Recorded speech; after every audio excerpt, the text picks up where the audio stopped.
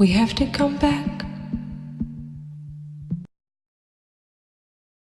Donc bonsoir à tous, merci d'être présents ce soir pour ces septième conversation de bureau sur l'avenir de la planète. Ce soir, pour ceux qui l'ignoraient, le thème concerne, on va dire, l'industrie de la mode ou l'industrie du lifestyle. Je disais Thomas, je suis la fondatrice de la marque Cochet, que j'ai lancée en 2015. Je suis également la directrice artistique de la maison Le Marié, qui est une maison d'art qui appartient à Chanel, qui s'occupe d'embellissement et de broderie autour de la plume, de la fleur et de la couture. J'ai lancé Cochet après avoir travaillé de nombreuses années dans la mode, dans de très grandes maisons. J'ai passé plus de 12 ans à travailler j'ai commencé chez Armani, j'étais chez Chloé, j'ai été chez Dries Van Noten, chez Bottega Veneta. Et fort de toute cette expérience, j'ai voulu lancer mon projet qui alliait en fait ma passion, mon expertise pour la couture, pour l'artisanat, et le mélanger en fait avec le sportswear, le streetwear, le dynamisme de cet esprit un peu urbain, cette jeunesse, mais aussi une marque qui était engagée dans ses valeurs, engagée par sa façon de faire, qui a un point de vue sur la diversité, sur les gens, sur les questions de genre, sur aussi d'être responsable aussi dans la mode, et aussi d'avoir une marque qui en fait qui proposait en fait une ouverture et un dialogue entre ce qui était qui était vraiment très cloisonné dans la mode. D'un côté la couture, les designers et le prêt-à-porter un peu mainstream. Cochet, en fait, a comme vocation de mélanger en fait tous ces univers. À l'intérieur de ma marque, il y a des pièces qui sont extrêmement artisanales, extrêmement couture, qui sont développées avec tous les artisans français. J'ai même dans ma petite équipe quelqu'un qui travaille, qui fait de la broderie régulièrement. J'ai aussi une partie qui est extrêmement créateur et une autre partie qui est plus streetwear et très accessible. J'ai aussi le sportswear est aussi une grande partie de mon vocabulaire. J'ai initié une collaboration très belle et qui a été assez forte pour la marque avec le PSG il y a presque maintenant 2 ans sur tout un thème de football, qui est en fait resté, qui est devenu assez iconique dans la marque. Et aujourd'hui, j'utilise aussi toute une ligne où on utilise des t-shirts recyclés qu'on récupère dans différents entrepôts. Et on a toute une ligne qui est artisanale, assez accessible, et tout autour du jersey de foot, où on refait, où on retransforme, où on déconstruit des robes, des t-shirts, qu'on rebrode, qu'on retravaille dans nos ateliers. Voilà. La marque aujourd'hui s'est développée au bout de 3 ans. Elle a environ 60 points de vente dans le monde. On continue, on a une très belle visibilité et on défile à Paris. Voilà, qu'est-ce que je peux raconter de plus ? Je te passe la main. Celle de toute façon sur aussi quels sont tes engagements à la matière. Ouais. Pierre-François va nous représenter peut-être avec ses propres mots l'agence Elmirodi. Oui, c'est une agence d'intelligence business et créative, comme on dit chez nous, et notre métier, c'est de rendre les marques avec lesquelles nous travaillons à la fois plus performantes et plus désirables. Et on le fait avec une équipe qui est top, qui est composée pour moitié de designers et pour moitié de spécialistes du marketing et de la stratégie. On le fait avec des méthodes, avec des outils que nous créons sur mesure, beaucoup d'outils data aujourd'hui, beaucoup de cahiers d'inspiration, beaucoup d'études que nous pouvons réaliser. Même si la mode représente aujourd'hui la moitié des activités de Nelly Rodi, on est aussi très présent dans beaucoup d'autres univers liés au domaine des industries créatives, que ce soit la maison, le design, la beauté, la food, etc. Exactement. Donc ça, c'est pour ma casquette Nelly Rodi. Ma casquette fédération, donc il y a 3 ans, j'ai été élu président de la Fédération française du prêt-à-porter féminin, qui est une fédération qui représente 600 marques indépendantes, essentiellement des petites marques, partout sur le territoire. C'est une fédération qui est très inclusive. Notre métier ou notre position n'est pas de juger sur la qualité créative des projets, mais au contraire de représenter des modèles économiques extrêmement divers et des implantations géographiques aussi très très diverses partout sur le territoire. Et mon job en tant que président de cette fédération, c'est à la fois de les rassembler, de les représenter, notamment auprès des pouvoirs publics. Il y a beaucoup de domaines législatifs, notamment sur le domaine du développement durable, qui sont en train d'être extrêmement importants pour l'avenir de la filière. Et puis c'est aussi d'aider à leur développement. Donc la fédération déploie de très nombreuses actions à l'international, auprès des marques émergentes, dans le domaine du développement durable, etc., pour aider au développement de toutes ces marques. Voilà un peu pour le panorama. Alors Pierre-François est comment dirais-je, très humble, puisque bon, Nelly Rodi, c'est quand même une agence qui est présente aussi bien à Tokyo que aux États-Unis et qui impacte donc dans le monde entier sur le développement de ces marques. Ça fait assez longtemps qu'on se connaît, qu'on se croise, et ce que j'ai toujours beaucoup aimé avec lui, c'est que certes, il avait des clients extrêmement prestigieux, mais il n'a jamais hésité non plus à travailler avec des jeunes créateurs ou des jeunes marques sans rechigner à le faire de par leur taille, et ça c'est toujours quelque chose que moi personnellement j'apprécie beaucoup. Mais je t'en prie. Enfin, je passe la parole à Sébastien qui, lui, alors, sur mon invitation, pour ceux qui l'ont lu, j'avais appelé, comme ça en rigolant, mais c'était quand même relativement vrai, Pierre-François le stratège, Christelle la créatrice, et donc le pionnier, quelque part, puisque son implication remonte pour la création de Veja à 2005, mais pour ses premières réflexions sur la question à 2003, après un voyage d'études en Chine qui s'avère assez, il nous le racontera s'il a envie, parce que l'anecdote est assez croustillante, si je puis dire, catastrophique en Chine, qui va lui servir d'impulsion donc pour créer en fait toute l'arborescence que va devenir Veja, qui, je vous le rappelle en portugais, veut dire regarde, je crois.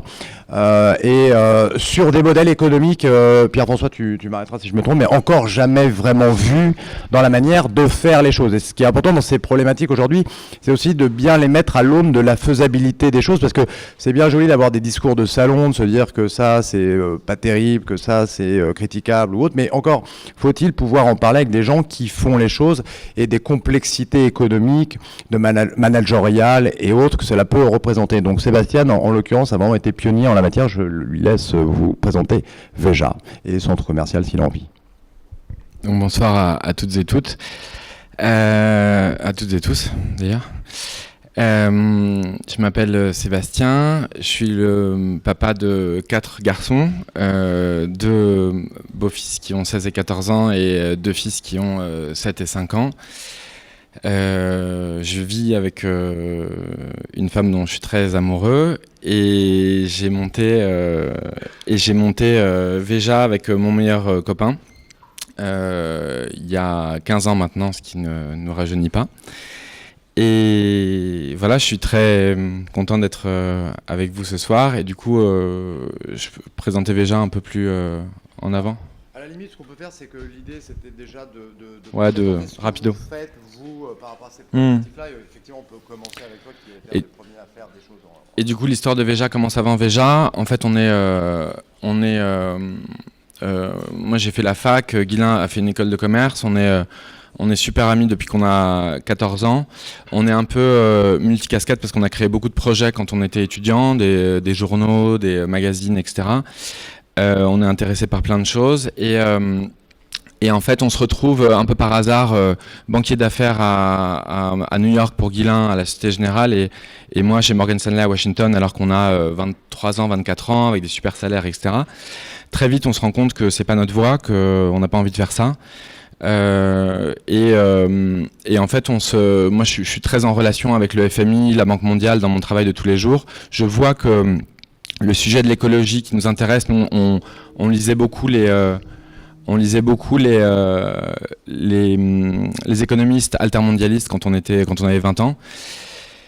Et je vois que le sujet commence en 2001, qu'on commence à mal parler de développement durable, mais qu'on commence à en parler dans les entreprises. On se dit que les États ont perdu la main sur la politique en général, sur le pouvoir en général, que les entreprises l'ont pris depuis les 50 dernières années.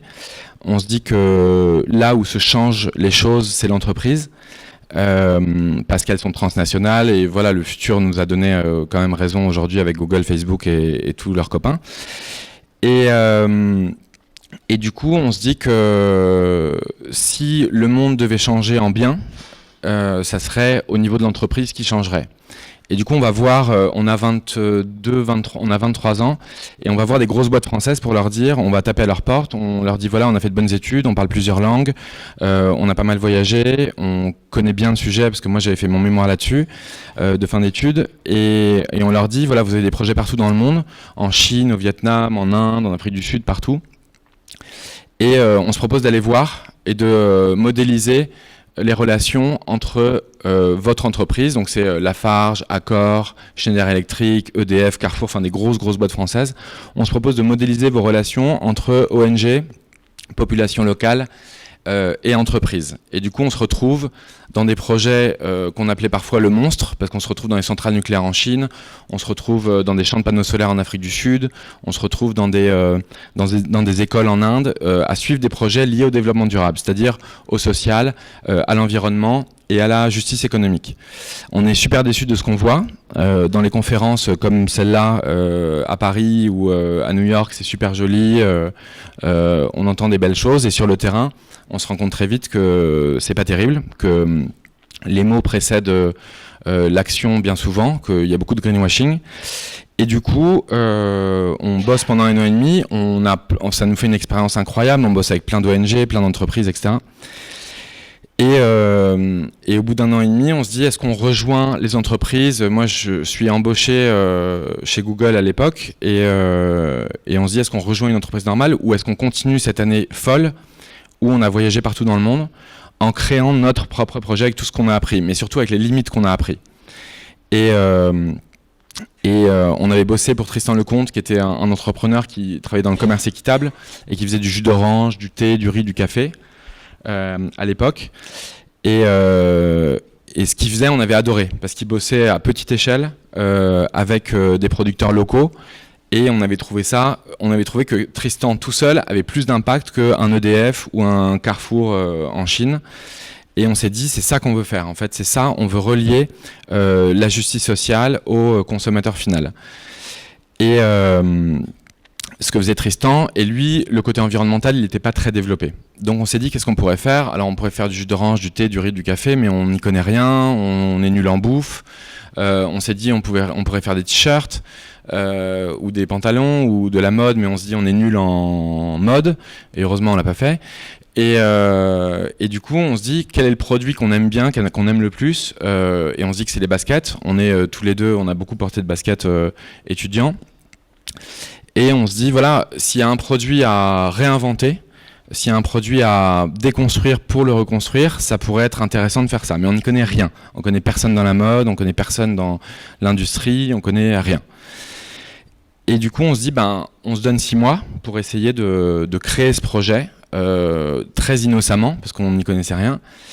Et on se dit que le Brésil a les matières premières. En fait, on se demande qu'est-ce que c'est qu'une basket, qu'est-ce que c'est qu'une basket en toile. Surtout, je crois, à un moment donné, vous vous dites aussi, on va inverser les ratios d'investissement, et vous constatez que les marques de basket, les marques de luxe investissent 70% quasiment de leur budget dans la promotion, dans la publicité, et 30% dans la manœuvre, dans les matières premières, et vous décidez de faire l'inverse en quelque sorte, voire de ne pas faire de publicité du tout, de ne pas communiquer pour investir tout dans le produit. Ouais, ça c'est en même temps, en se penchant sur les baskets, on se rend compte que c'est un des produits qui cristallise le plus de marketing et de publicité dans ses coûts de revient pour les marques. Et on se dit que si on vire la pub, si on élimine la pub de Veja, on peut produire beaucoup plus cher, des baskets beaucoup plus chères, beaucoup plus coûteuses à produire, et les proposer au même prix en magasin. Moins cher, pour ce type de produit, on est OK, on est dans le marché.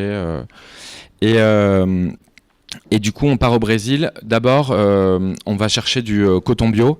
C'est-à-dire qu'on va sur le terrain, mais un peu innocemment, parce qu'on ne savait même pas comment ça se passait dans les autres marques de mode ou comment ça se passait ailleurs. Donc on se dit, voilà, si on veut créer des baskets qui soient clean d'un point de vue environnemental et social, on va aller chercher des producteurs de coton bio dans le besoin.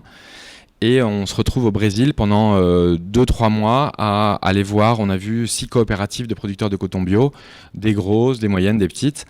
Et on tombe sur ce projet incroyable où il y a 30 producteurs qui n'ont rien vendu depuis 6 ans, qui franchement sont dans le besoin. Et on découvre avec eux ce qu'est le coton bio sur le terrain, ce qu'est une plantation de coton bio, ce qu'est le coton agroécologique, etc. Je fais vite. On fait la même chose, donc le coton c'est pour faire la toile, comme les Converse qui sont en toile, on voulait faire des baskets en toile et du coup on achète 2 tonnes de coton à ces petits producteurs là pour le filer, ensuite le tisser, donc on va trouver une coopérative de filage, une coopérative de tissage et puis une usine de basket. On fait la même chose sur le caoutchouc, on finit en Amazonie dans la forêt à acheter directement le caoutchouc à des gens qui vivent dans la forêt, qui vivent de la forêt. Et endroit où on connaît rien, endroit qui est compliqué, qui est un peu le Far West des temps modernes, parce qu'il n'y a pas de police, il n'y a pas de loi, il n'y a pas de règles. Mais on trouve ça super excitant, on a beaucoup voyagé avant, donc on trouve ça super excitant. Donc c'est les 2 matériaux de base de Veja, c'est le coton bio et le caoutchouc sauvage. On trouve une usine au Brésil qui respecte les droits des travailleurs.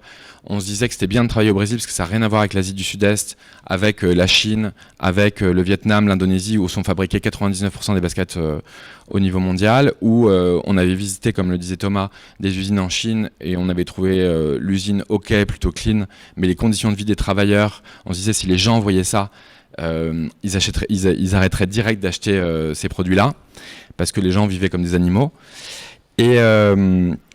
Et du coup, on commence, on fait des protos et on est invité, un petit salut, au Who's Next pour présenter nos premiers protos. Et c'est vrai que dès le premier jour, je pense que le style plaît et que le premier jour, des magasins comme Le Bon Marché, comme La Samaritaine, etc. commandent et l'aventure Veja commence. Bon, l'impact comme ça, éco-responsabilité, commerce équitable, l'impact aussi un petit peu sociologique puisque vous allez faire appel à un centre de réinsertion en Seine-et-Marne pour vous assurer de la logistique de vos produits. Et pour finir rapidement sur l'histoire Veja, parce qu'elle pourrait durer très longtemps, ça va finir par être un succès et prouver aux gens que finalement pas forcément besoin de faire de la pub, pas forcément besoin de travailler avec des usines qui maltraitent leurs ouvriers et encore plein d'autres choses, être transparent avec vos comptes, faire plein de trucs complètement iconoclastes et aujourd'hui vous avez une entreprise qui semble cartonner et qui pourrait être un exemple pour plein d'autres. Je voudrais poser une question à Pierre-François. Comment tu expliques, ça fait quand même 2005-2019, disons une quinzaine d'années que Veja existe. Alors moi j'ai pas du tout ton niveau de compétence en la matière. Comment tu expliques que apparemment, mais je pense que c'est pas forcément une vérité inaltérable, dans ce milieu de la mode, du lifestyle, on ferait très peu en la matière. Comment se fait-il qu'il n'y aurait pas plus de Veja, alors que Veja est quand même maintenant assez connu. Ce discours, pour ceux qui s'intéressent un peu à ces sujets-là, il est quand même très connu. Enfin, il y a une sorte d'exemplarité qui aurait pu être mise en place. Donc comment tu l'expliques ça? Ou est-ce que tu as d'autres exemples à nous donner? Alors, oui, et comme on l'explique, en fait, je vais être extrêmement politiquement incorrect. Donc on va dire que je m'exprime en tant que président de Nelly Rodi, mais alternativement en tant que président de la fédération. Les gros n'aiment pas les petits.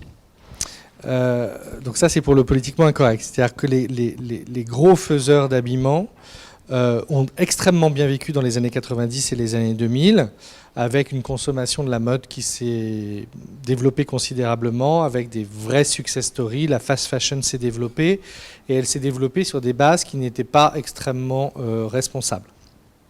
Et c'était pas grave parce que les chiffres étaient là. Donc les investisseurs étaient contents, les actionnaires étaient contents et tout allait extrêmement bien. Je crois qu'on a en France, on consomme 700 000 vêtements par an. Donc on voit qu'il y a une quantité comme ça, un effet de masse qui est absolument colossal. Les choses ont commencé à se gâter quand ça allait moins bien. Et que depuis une dizaine d'années, maintenant que le marché en France de l'habillement baisse, on a perdu en gros 15% de la consommation de mode en l'espace de 10 ans, cette génération au pouvoir qui a fonctionné extrêmement bien pendant des années avec des règles on ouvrait des magasins, on ouvrait des centres commerciaux, on mettait des produits à l'intérieur et ça sortait, n'ont pas compris toujours et ne comprennent toujours pas, et on n'a pas tous d'ailleurs toutes les solutions possibles pour expliquer cette chute du marché qui est assez énorme, et ça continue encore en 2019. Donc ça, c'est le premier point. Il y a une question à la fois culturelle, de modèle économique de la fast fashion qui est difficilement compatible avec celui d'une approche responsable, même si ce n'est pas le cas aujourd'hui, même si beaucoup de chaînes, y compris H&M par exemple, a fait beaucoup d'efforts sur le sujet.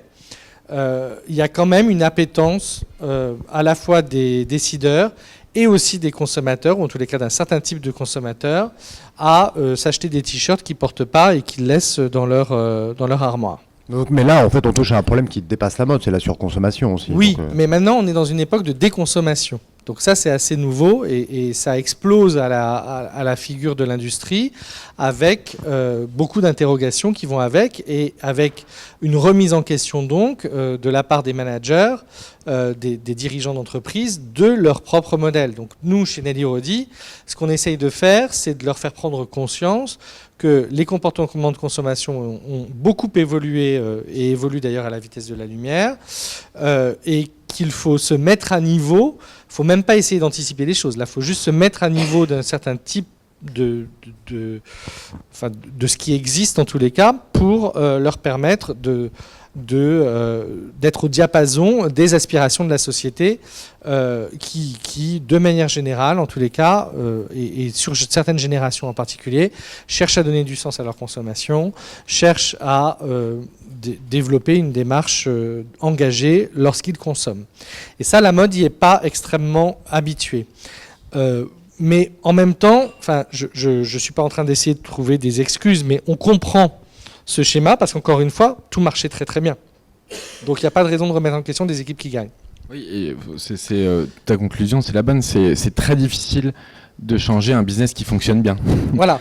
Tout le monde te dit pourquoi changer. Voilà. Et H&M et toutes les grandes marques qu'on connaît n'avaient pas besoin de changer puisque ça marchait très bien. c'est aussi une certaine forme de conservatisme qu'on Oui, va mais retrouver ça vaut pour nos PME. Enfin, je veux dire, ça vaut pour moi, ça vaut pour Nelly Rodi. Enfin, c'est très récent qu'on ait squeezé tous les plastiques que l'on mettait, tous les échantillons de couleurs, les 3600 échantillons de couleurs, pour ne parler uniquement que du cahier couleur qui était proposé sur plastique. Enfin, je fais mon autocritique en même temps de cette histoire-là. Oui, mais je pense que je t'interromps parce qu'en fait, tu fais aussi des choses. J'ai lu récemment une interview que tu donnais au Figaro, que tu commençais aussi à conseiller tes clients en la matière. Oui. Tu as mis récemment en ligne sur prêtaporter.com, je Oui. crois, je vous conseille tous d'aller le regarder. D'ailleurs, c'est gratuit en plus, donc ça a été conçu spécialement par Nelly Rodi, une sorte de manuel. Pas par Nelly Rodi justement, parce que j'essaie de ne pas mélanger les choses. D'accord, par toi, tu veux dire Par la fédération en tous les cas, et par les équipes et par les Excuse-moi. consultants spécialisés dans ce domaine-là que l'on a pris. Mais effectivement, il y a 3 ans, quand j'ai été élu, moi j'ai fixé comme une des priorités la question du développement durable dans la mode. Il n'y avait jamais eu une étude sérieuse qui avait été faite sur le sujet sur développement durable et mode en France. Donc la Fédération du prêt-à-porter féminin s'est attaquée au problème. Tout le conseil d'administration m'a suivi là-dedans et je les remercie parce que c'était pas gagné. Parce qu'encore une fois, il y a beaucoup d'intérêt. Les gens ont compris qu'il fallait s'y intéresser, mais ils ne savent pas par où commencer. Donc la première étape, ça a été de faire un état des lieux et une première étude qui a été diffusée auprès de 800 dirigeants d'entreprises partout en France. Ça, c'était en 2017. 2018, et après en 2019 on a créé un plus petit groupe d'entreprises engagées et on a développé effectivement, en commençant par un bout de l'histoire, parce qu'on ne peut pas commencer partout, la question des approvisionnements, comment faire pour qu'on ait des approvisionnements plus responsables. On a développé un guide à destination des entreprises qui a été financé par le défi, donc la taxe de 0,07% sur le chiffre d'affaires des entreprises de mode et des importateurs sert à quelque chose. Elle a servi à financer ça, et ce guide est aujourd'hui gratuit, c'est 21 pages. C'est téléchargeable sur prêtaporter.com. Donc les entreprises n'ont plus d'excuses pour pouvoir se dire qu'elles n'ont pas de démarche responsable. C'est un doc qui est extrêmement facile et absorbable. Donc la démarche de la fédération, on n'est pas des ayatollahs du développement durable, parce que c'est pas notre culture, parce que notre mission c'est de rassembler et c'est pas de créer des fossés. Mais ma mission à moi en tant que président, c'est de parler aux patrons qui sont quand même les décideurs dans les boîtes, et de leur dire, chers amis, si vous ne mettez pas du budget là-dessus, dans votre compte d'exploitation, vous allez au-devant de très très gros problèmes. Donc la démarche de la fédération, elle est d'aller vers ces dirigeants d'entreprise que nous représentons, et de leur donner, à la fois de les sensibiliser, mais aussi de leur donner des outils pour faire que leur modèle économique change. Parce que la bonne nouvelle que l'on a, c'est qu'aujourd'hui, avec la création très nombreuses, de nombreuses marques partout sur le territoire français, il y a, je pense, 80% des marques qui se créent qui ont une démarche de développement durable, qui peut être désorganisée, mais elle favorise le Made in France, elle favorise les tissus européens, elles font de l'upcycling, elles vont chercher des leftovers dans des boîtes pour pouvoir, plus grosses qu'elles, pour pouvoir les réutiliser elles-mêmes.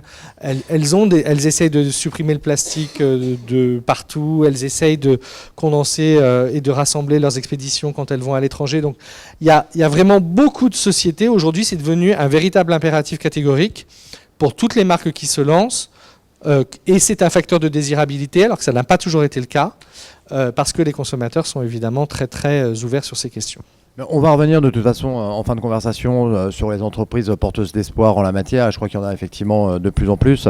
Christelle, comment tu vois la chose, toi, d'abord avec ton expérience hors cocher, quand tu travaillais pour Hôtesse Van Noten, Bottega Veneta ou autre, à une époque où peut-être, même dans ces belles maisons, peu de choses semblaient se passer concernant ces problématiques. Et comment, du coup, tu l'as traduit, toi, en images, dans les faits, quand tu as monté Cocher, en fait, pour toi-même? Alors, à travers mon expérience pendant toutes ces années dans la mode, c'est vrai que ce n'était pas un sujet qui semblait intéresser la plupart des marques de mode. Et ça n'a jamais en fait, était même un sujet tout court. C'était peut-être quelques hippies ou quelques projets un peu étranges ou des projets un peu alternatifs qui montaient je sais pas, sa marque de yoga à LA ou je sais pas trop quoi, mais vraiment, en fait, vraiment les gens n'étaient pas du tout intéressés. Moi, je sais que j'étais assez sensibilisée parce que j'en parlais l'autre jour, c'est que j'ai acheté les premières Veja et que j'avais lu en fait, et en fait j'avais acheté mes premières Veja parce que justement, je trouvais c'est chouette quand même, c'est des baskets. Le mec il a engagé, c'est éthique, mais c'est aussi un super design et en même temps, enfin et bon, bref, ça s'est développé et moi j'en suis plus que contente. Aujourd'hui, en 2019, c'est sûr que c'est un sujet qui est un petit peu incontournable. Des marques l'ont vraiment commencé à le faire et à le faire dès le point de départ dans leur processus créatif, dans l'organisation. Je parle par exemple, moi, de Bottega Veneta, où j'ai travaillé pendant 5 ans. Et le groupe Kering a vraiment mis en place tout un système, a vraiment aidé à ce que la production, beaucoup de systèmes, beaucoup de sourcing soit plus vert et qu'il y ait aussi toute une charte plus éthique. Pour Bottega Veneta, c'était important aussi parce que c'est une marque qui est ancrée sur un savoir-faire, sur l'artisanat, mais aussi c'était important d'avoir des produits qui durent et qui sont extrêmement authentiques, honnêtes avec ses clients. Chanel également, aujourd'hui, c'est une problématique qu'ils abordent avec extrêmement de sérieux. Il y a encore beaucoup de choses à faire, mais on voit que les mentalités changent. Il y a aussi beaucoup de marques qui se lancent dans cette problématique, mais qui s'en servent presque comme de la communication, qui sont OK, on a une basket green et en fait on a tout le reste qui l'est pas du tout. Moi j'ai un truc à dire par rapport à ça parce que j'ai parlé avec pas mal de gens, de patrons de grandes marques, etc. Et puis quand tu leur dis oui bon vous n'êtes pas assez engagés, etc. Souvent ce qu'ils vont dire c'est Pierre-François tu confirmeras ou pas, mais c'est souvent ce qu'on m'a répondu moi c'est du genre oui on a essayé de faire quelque chose mais on s'est tout de suite fait bâcher parce que de fait c'était pas assez ou on n'était pas complètement green, enfin bref un genre de greenwashing. Ce à quoi je réponds toujours, moi il vaut mieux commencer par quelque chose que de ne jamais finir par rien faire, quoi.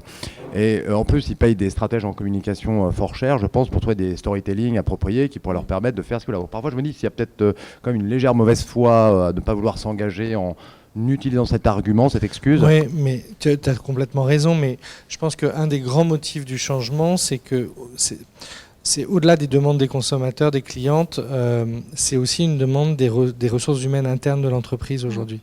C'est qu'une boîte qui n'a pas un engagement vis-à-vis de ces questions de responsabilité sociétale des entreprises, elle n'est pas sexy en fait. Donc les jeunes ne veulent pas y aller ou en tous les cas n'y restent pas. Et donc ça pose d'autres problèmes. Et je milite moi beaucoup pour, encore une fois, pour faire comprendre à tous ces chefs d'entreprise que ces questions-là ne sont pas des problèmes en plus, mais vont au contraire les aider à résoudre pas mal de problèmes qu'ils ont en interne ou que leur modèle économique pose aujourd'hui. Ouais, et il y a un truc, je rebondis sur ce que vous disiez là, il y a un truc super important pour nous, on a beaucoup parlé de transparence à partir de 2008-2009 parce que c'était le dénominateur commun de tous les projets commerce équitable, bio, réinsertion. Ouais, mais en fait, ça c'était il y a 10 ans. En fait, on se rendait compte que Veja était transparent dans le sourcing, dans la manière de fabriquer les produits. Et en fait, aujourd'hui, à vous entendre, c'est le truc le plus important pour nous, c'est la réalité.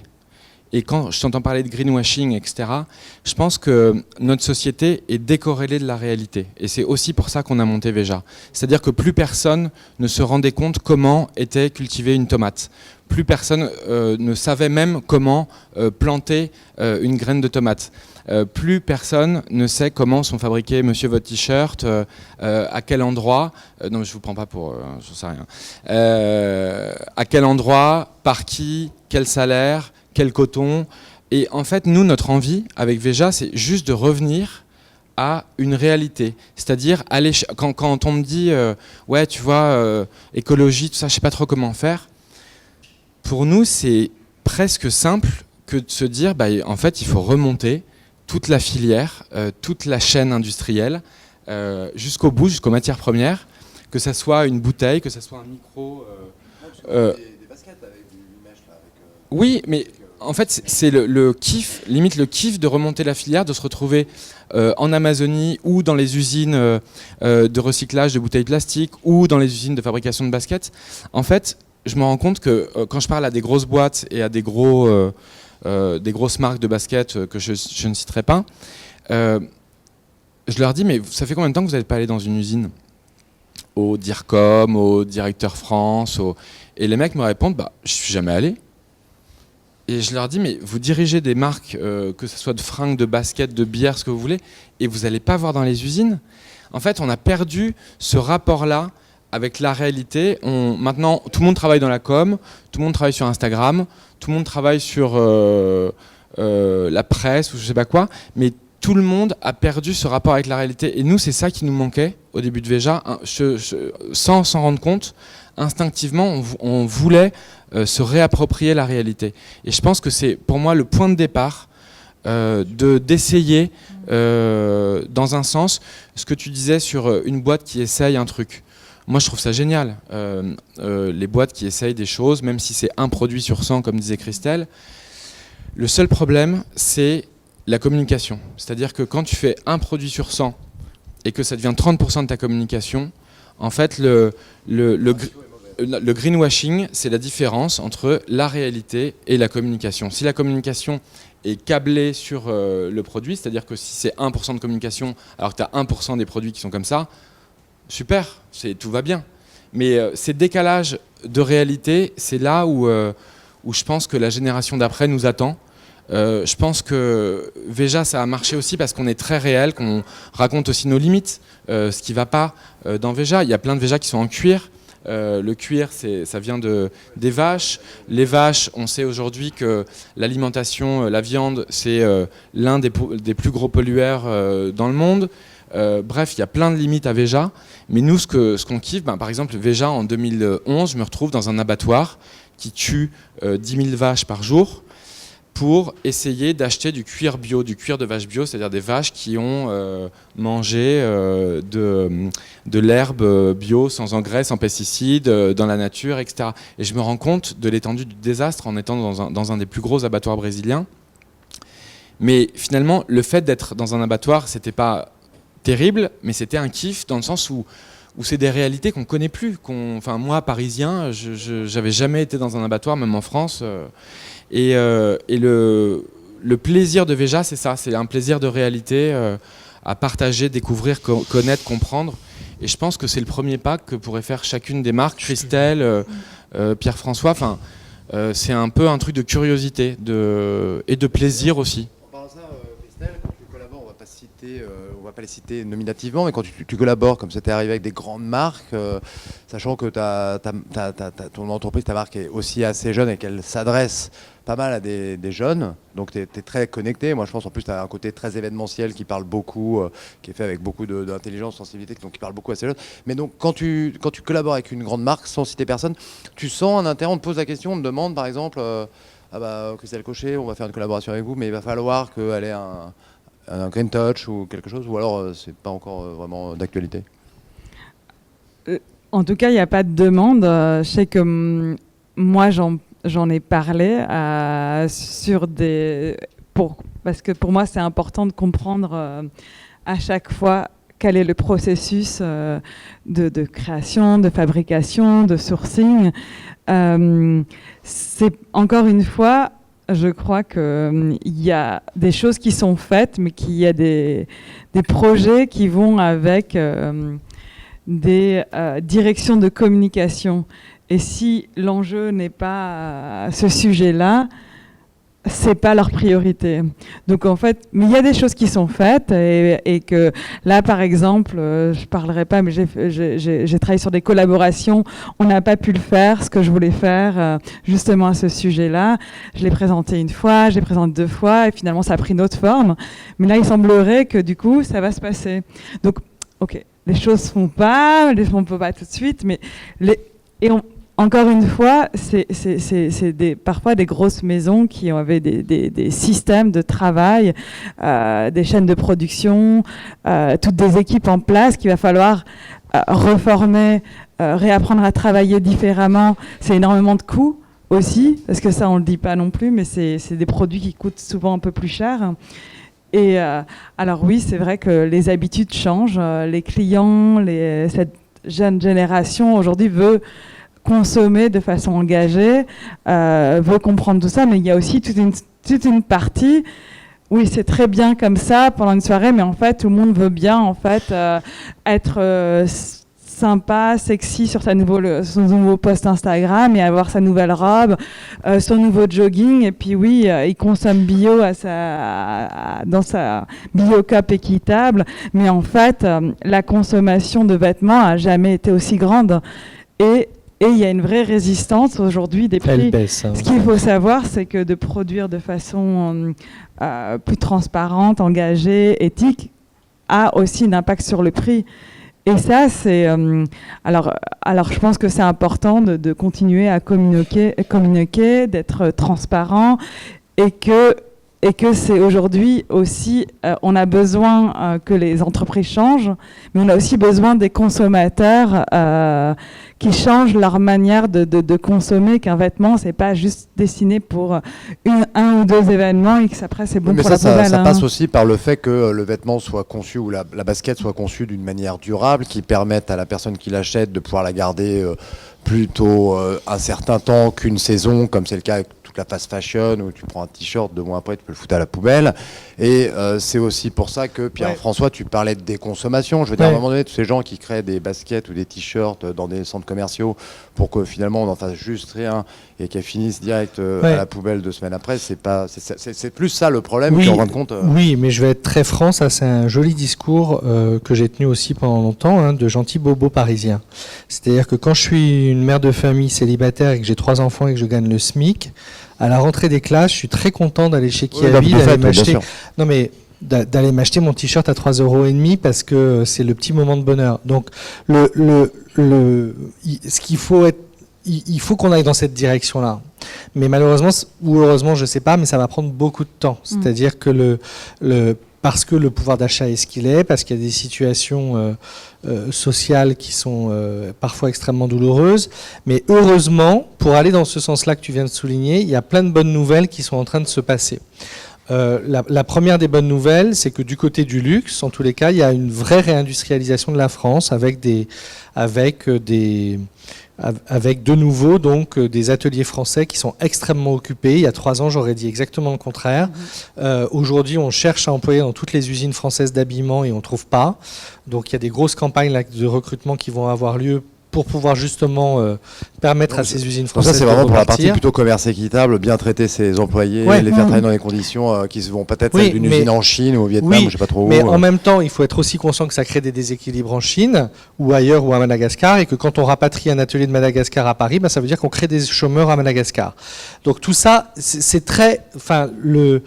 derrière nos grandes décisions, il faut qu'on aille dans cette direction encore une fois, il faut aussi être parfaitement conscient que ce monde est complètement globalisé, que notre chaîne elle est complètement globalisée, qu'il y a des bonnes nouvelles d'un côté qui créent des mauvaises de l'autre. Ça ne veut pas dire qu'il ne faut pas aller dans le bon sens, hein, encore une fois. Mais cette rapatriation de l'industrie en France, c'est évidemment une bonne nouvelle, en tous les cas pour notre pays.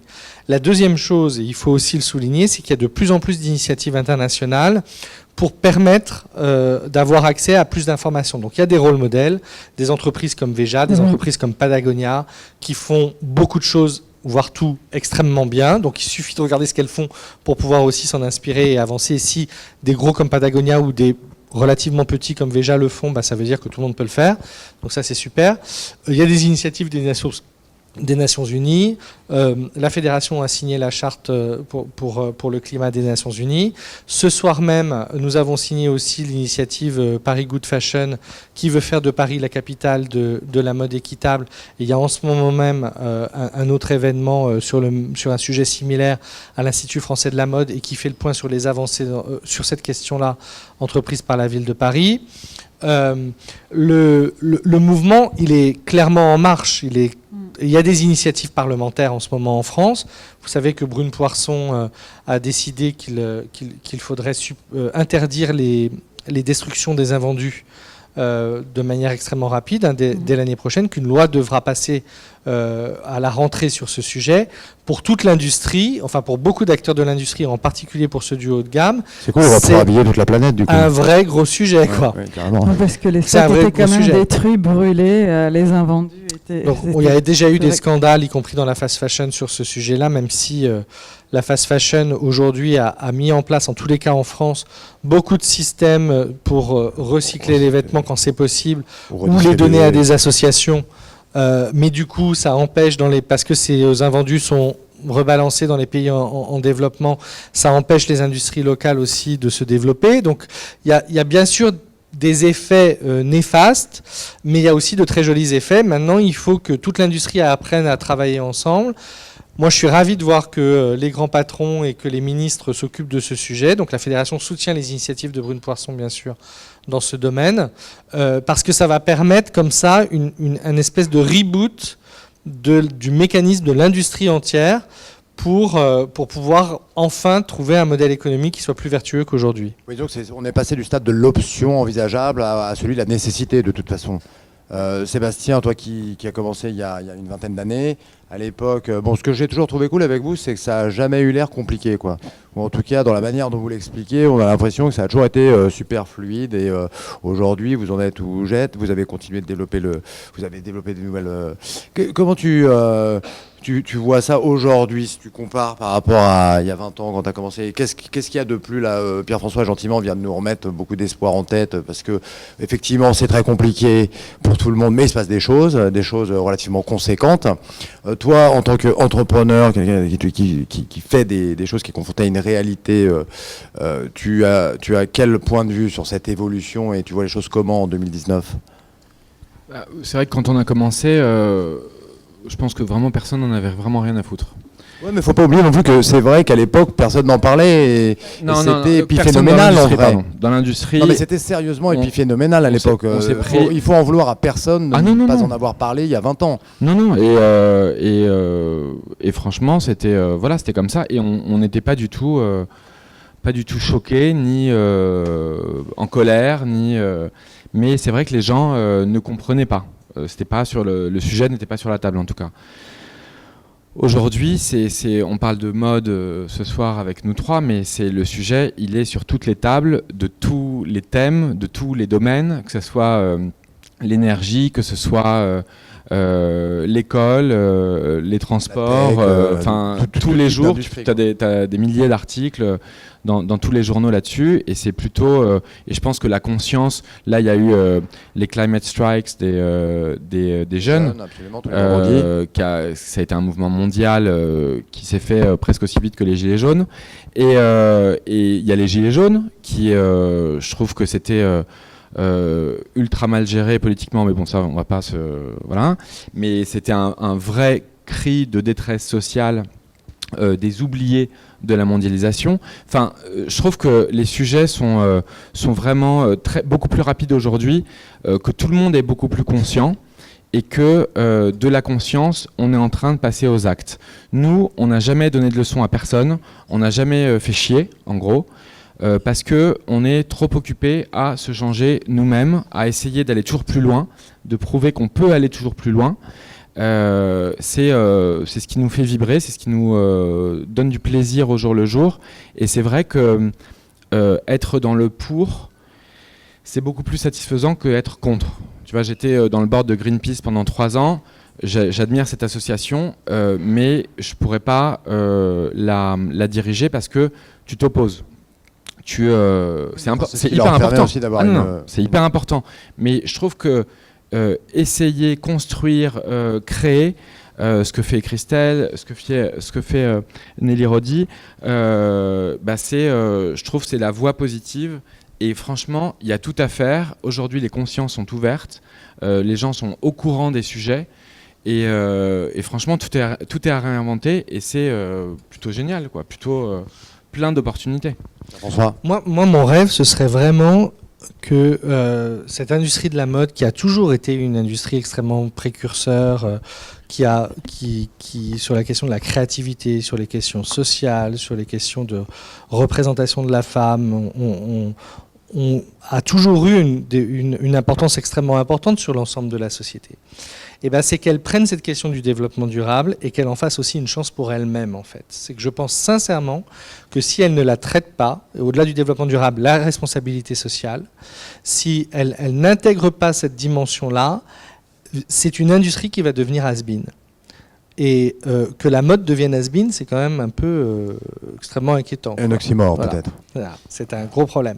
Mais je pense que c'est pour un pan de l'industrie aujourd'hui qui n'a pas fait cette révolution-là, qui n'a pas pris cette conscience-là, je pense que ça explique une partie de la chute. Mais je t'interromps parce que en fait, ce que tu dis, c'est déjà le cas. Enfin, je vais citer personne là ce soir pour faire de mal à personne, mais il y a déjà de très grandes maisons qui étaient très reconnues jusqu'à récemment comme assez prestigieuses et qui sont en train de couler vertement au fond du lac à force de ne rien faire. Enfin, je veux dire...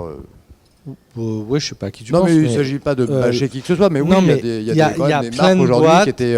Il y a des marques qui ferment en France pour ces raisons-là, il y a des réseaux qui ferment, il y a des gens qui sont licenciés, donc il y a une vraie détresse sur une grosse partie de l'industrie qui, je pense, vient aussi du fait, et c'est la responsabilité des patrons, je suis très clair aussi, je les représente, donc je suis d'autant plus libre pour pouvoir le dire, qui n'ont pas intégré ces questions-là. Et donc c'est maintenant, il faut avancer à vitesse grand V. Il faut vraiment basculer parce que la déconsommation dans laquelle nous sommes aujourd'hui est extrêmement inquiétante pour l'industrie dans son ensemble.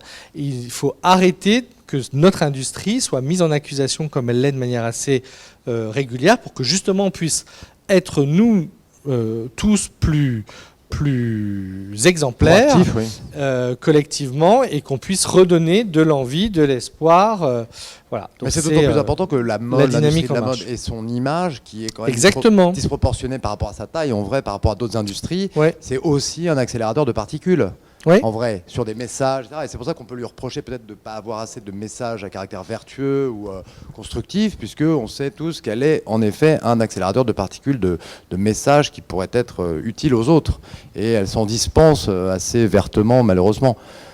Christelle, toi, tu l'envisages comment, avec une entreprise un peu quand même fluide, qui peut être assez réactive, ton impact, le désir que tu as de faire des choses pour aller dans ce sens-là. Donc tu es très impliqué dans toutes les formes d'artisanat, par exemple, qui est une manière aussi de défendre des savoir-faire, une qualité de travail, etc. Mais avec les gens avec qui tu travailles, avec ton équipe, quand vous parlez de ça, vous vous dites, par exemple, qu'est-ce que vous aimeriez faire là, par exemple, si vous pouviez faire quelque chose demain et que ça marche tout de suite et que vous puissiez être un exemple pour le reste de marques ou d'entreprises. Il y a plein de choses à faire.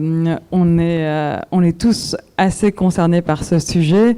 Après, c'est encore, et c'est pas des excuses, mais pour une petite marque, parfois, c'est aussi difficile de mettre en place parfois des choses aussi.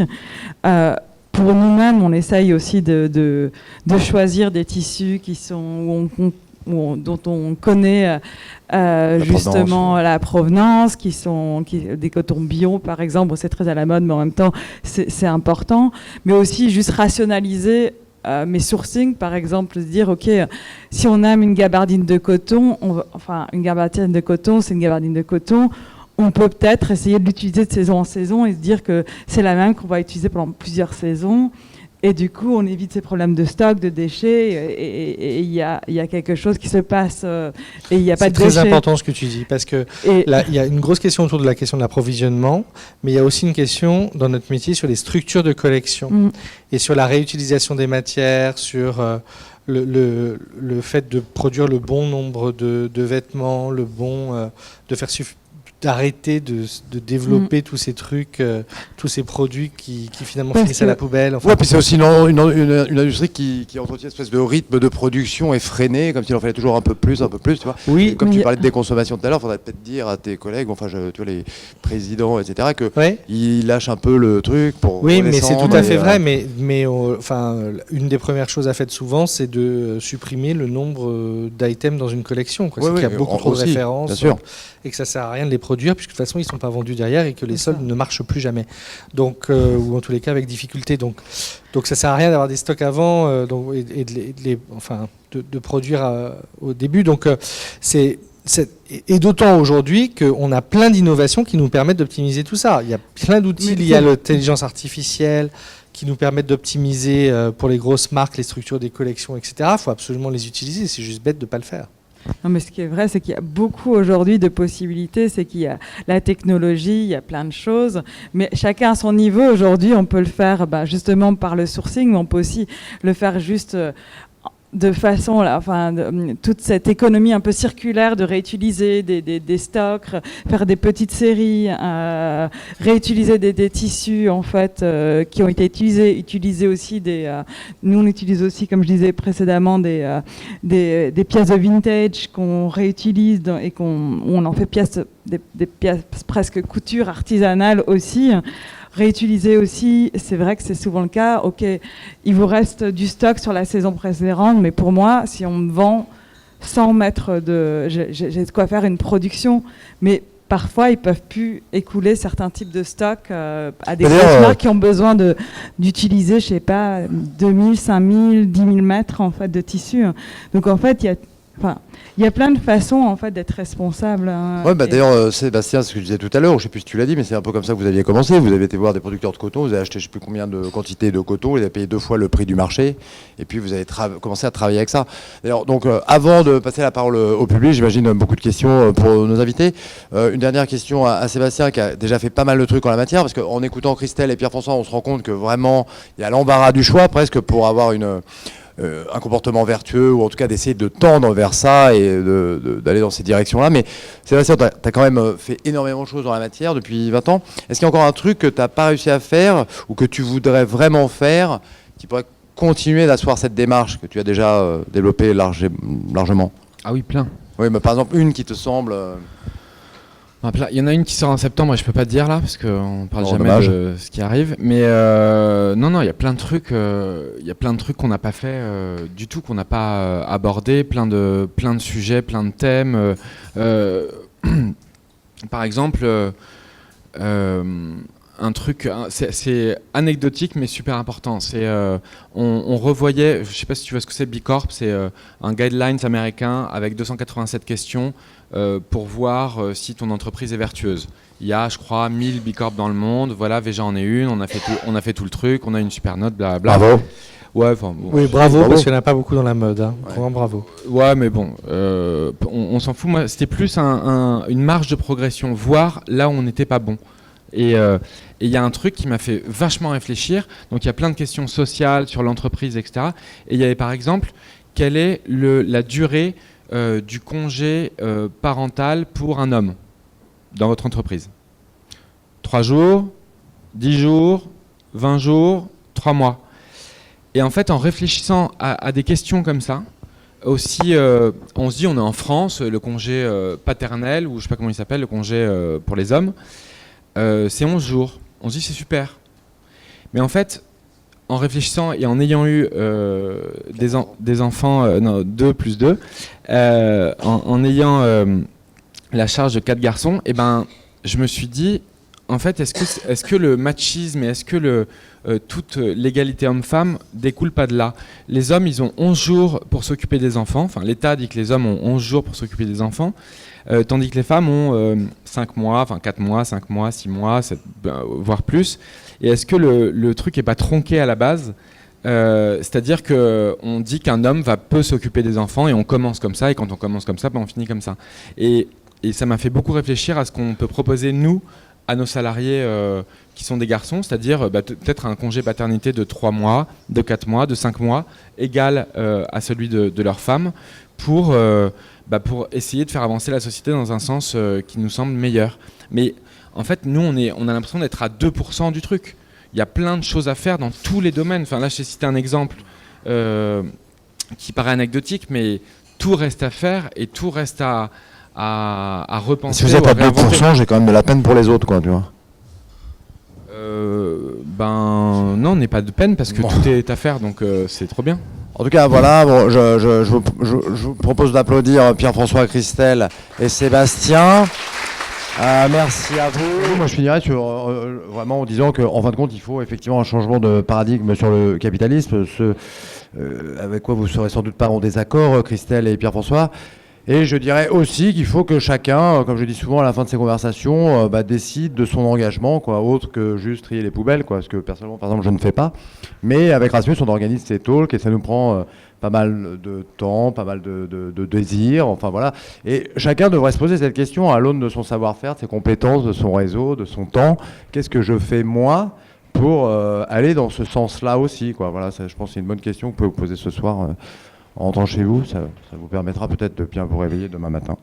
Et en tout cas, je vous remercie beaucoup d'avoir été là avec nous. J'ai oublié de parler de la petite librairie qui se trouve cette fois derrière le monsieur avec les cheveux bruns, noirs et les lunettes et la chemise blanche. Dans l'entrée, là-bas, la petite librairie d'Hervé qui, comme d'habitude, nous propose une sélection spécifique de livres qui ont été aussi choisis par Pierre-François, Christelle et Sébastien sur le thème de la discussion. Donc très intéressant, je vous recommande d'aller y jeter un œil si vous aimez lire et vous cultiver. Merci à tous, merci à vous d'être venus. Embrace the world.